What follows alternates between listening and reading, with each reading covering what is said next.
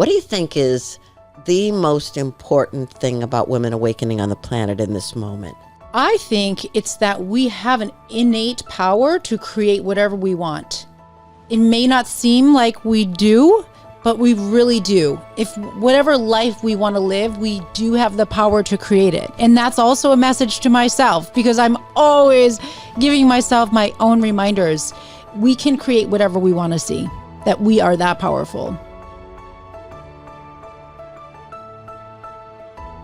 Welcome to Women Awakening. I'm your host, Cynthia James, and I have the extraordinary opportunity to interview women from around the world that are change makers. They're here to show us that there's an infinite world of possibilities where we can thrive. Today, we're going to talk about how do you make beauty out of things that have been thrown away. I hope that you will resonate with the show. Please subscribe, do a review. I mean, it really makes a difference. And I want to introduce you now to my guest. I'm so excited. We've had some great conversation before this is even starting. Her name is Laura Madden. Let me just read a little bit to you. She's a self-taught mixed artist based in Phoenix, Arizona, originally from Boston. She works with reclaimed materials and found objects, items often overlooked or discarded, to create layered, textural works that explore beauty, sustainability, and transformation. Okay, listen to this.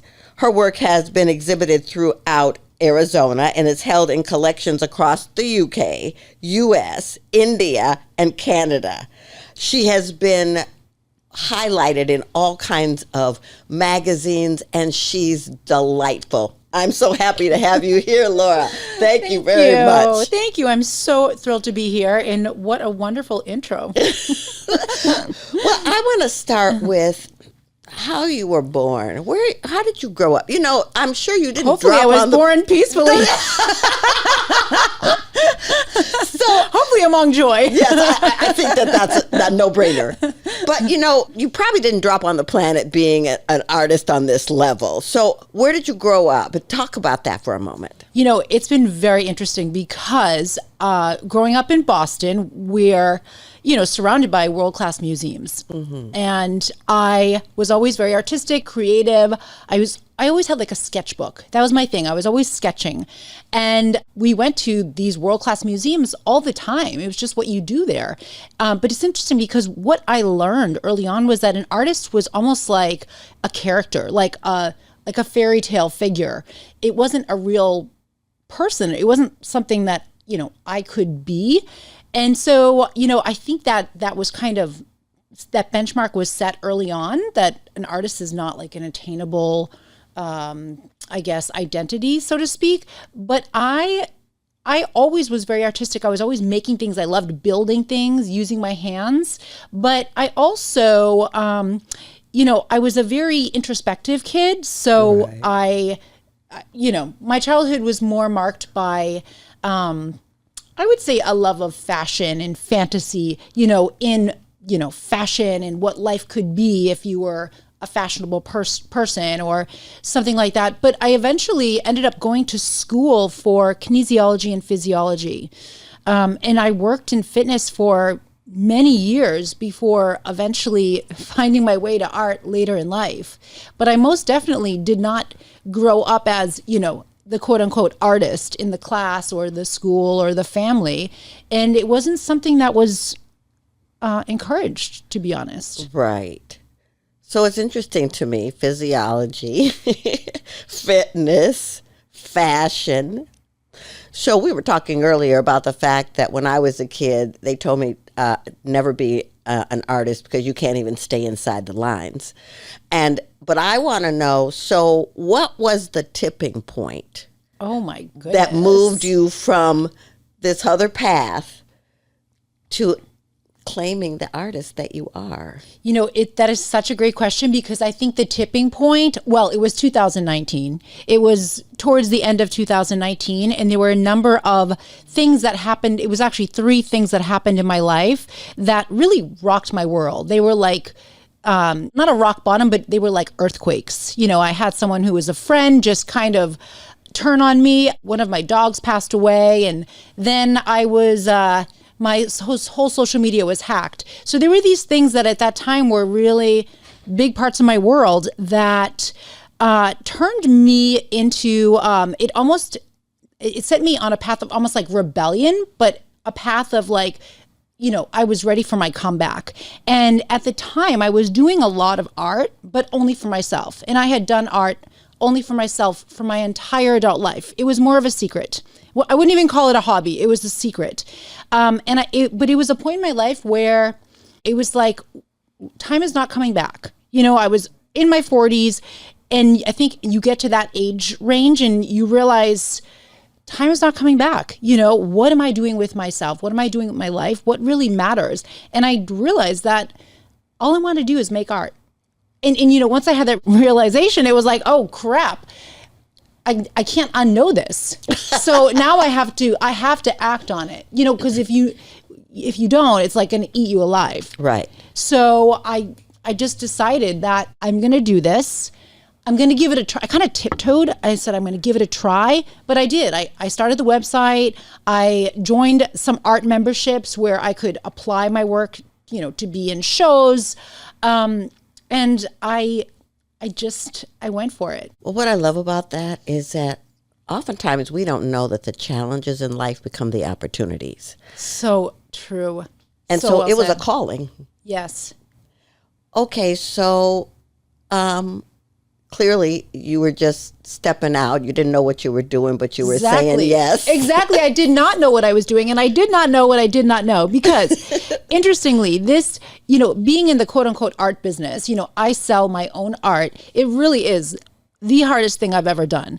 The quote unquote art business it's like nothing else. It's just like nothing else, but at the end of the day, I am almost like in the business of bringing joy. I'm in the business of making people happy and helping people smile, because that really is kind of like the North Star for my art. Does it bring you joy? Does it make you happy? Because when you have art on your wall that lives in your home, it brings you a lifetime of enjoyment and enrichment. And it might bring you those emotions and sensations on different levels, on different days, but I feel like the art gives to you. And so I feel like that is my business.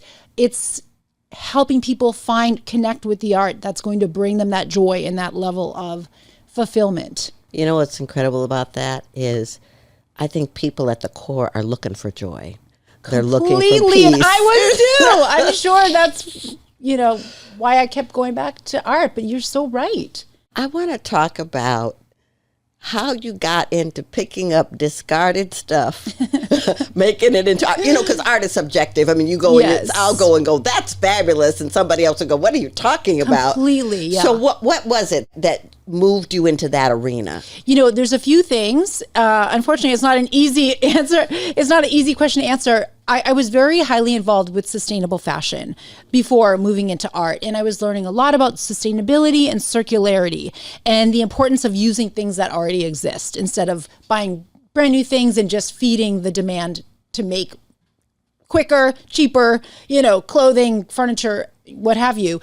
So when I decided that I wanted to make this my full-time work, I thought, I'm going to dedicate this practice, this craft, so to speak, to reducing my impact on the planet, to adding to the circular economy. So I thought, how can I do this by just using items that already exist? And a funny thing happened, right away I realized there's no shortage of stuff. And there's no shortage of good stuff, great stuff that already exists that other people just don't want. And a lot of it is unnecessarily going into landfill. So I collect salvaged canvases. I'm using a lot of fabrics, a lot of textiles right now, and that's a whole other thing that I'm developing, but a lot of textiles. I use remnant wood, remnant metal pieces. I even collect paint from a lot of interior designers that I work with. I started, at my own home, we had all this leftover cans of paint that were half used, and I just started using it. And I know that's maybe a little untraditional. Most artists wouldn't think of using latex paint. I know I'm not the first person to do it, but it was kind of like, what else can this be? this is heading for landfill. It's no longer valued. And I started to get this impulse to, always find value that's, not seen to the human eye. It's like, how can I resurrect value where there no longer is any? And, for me, so there's that tie to sustainability and circularity. There's also the tie to creativity. It's harder when you're working, or not harder, but it definitely stimulates you in a different way when you have restraints on what you can use. And it also, it's allowed me to develop this unrivaled aesthetic by using unconventional items.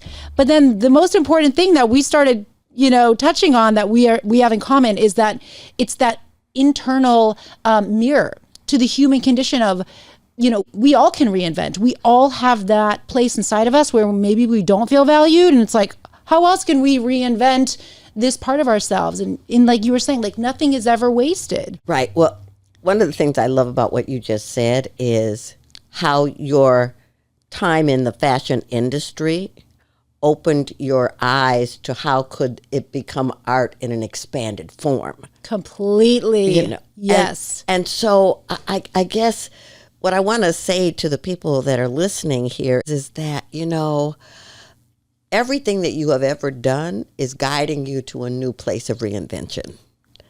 And so I guess I want to say for you, what's next?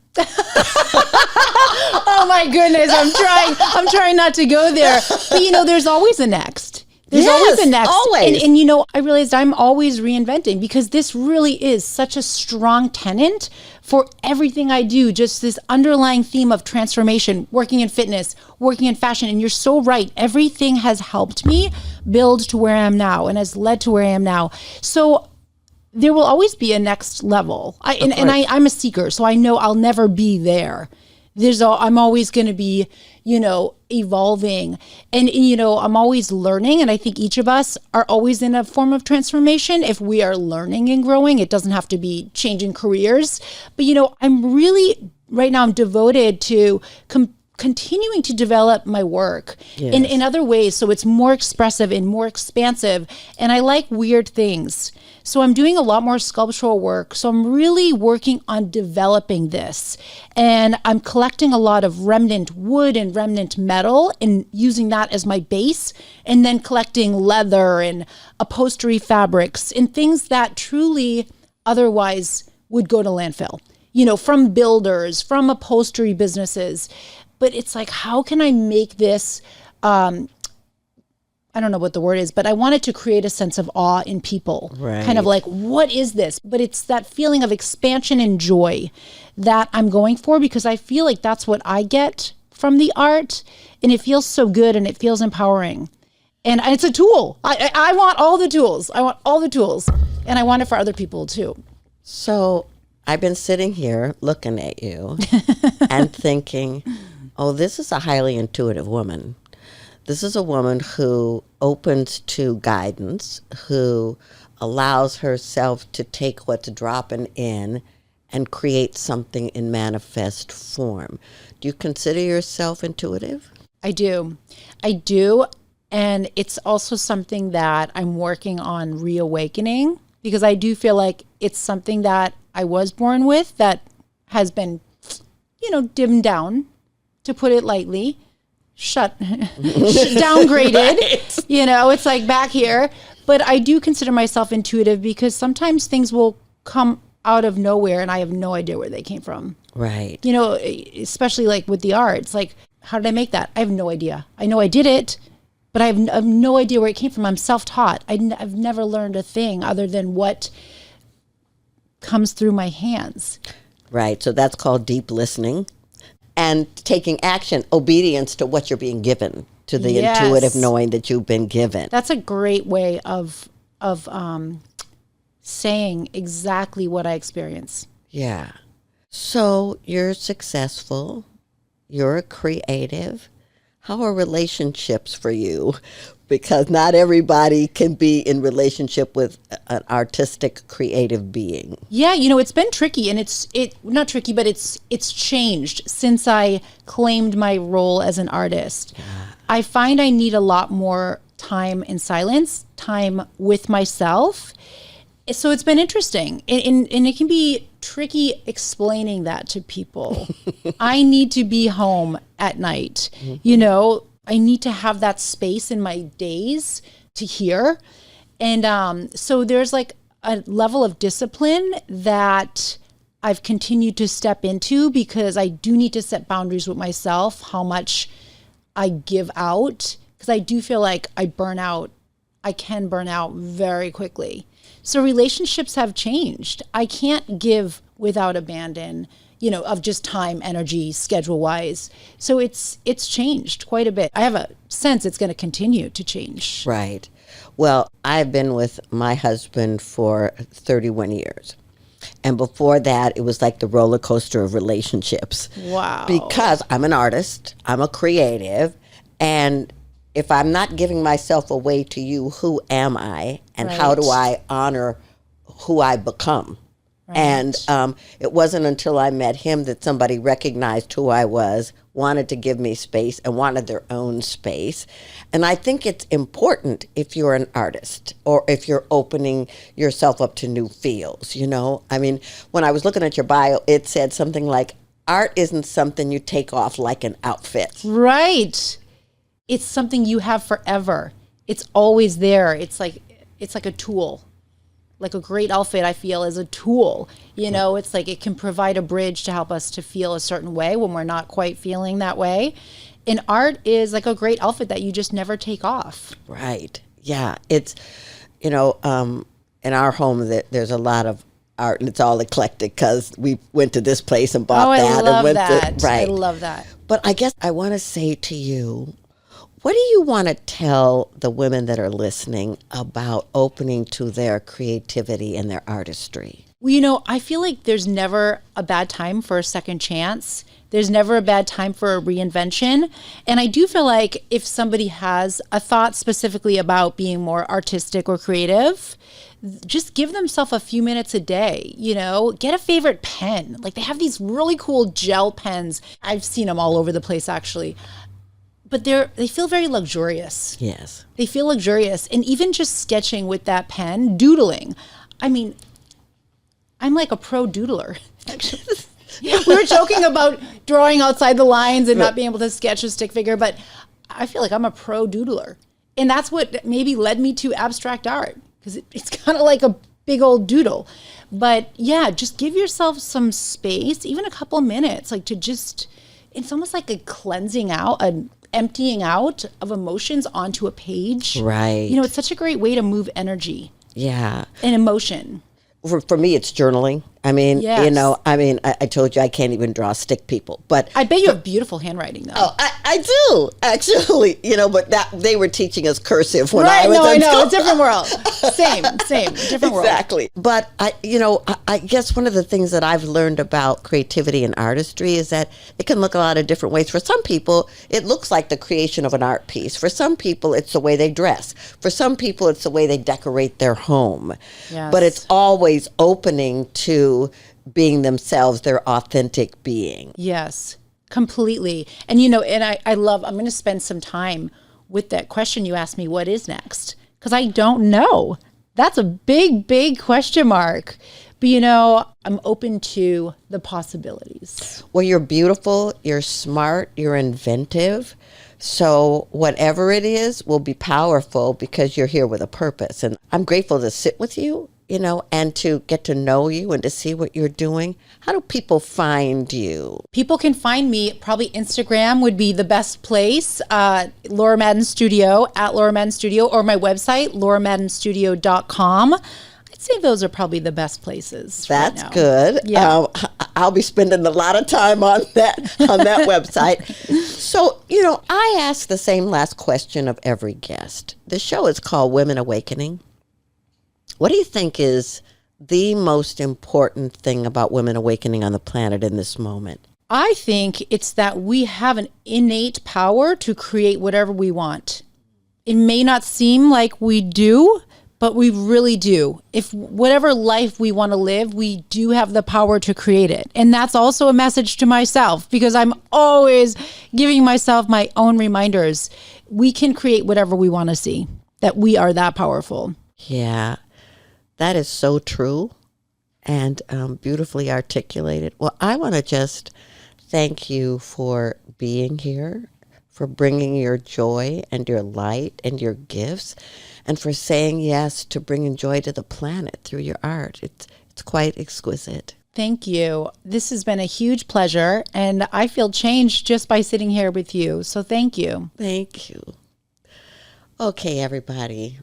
I hope that you got ignited here, opening that artist within you, because she said it so beautifully. You know, you're powerful, you're artistic, you're creative, you're expansive. All you have to do is say yes and listen and move forward. I hope that you've enjoyed this, that you feel enlivened, and that you will subscribe, review for us. Come and see me at cynthiajames.net and come back, because every woman, every single woman is a change maker.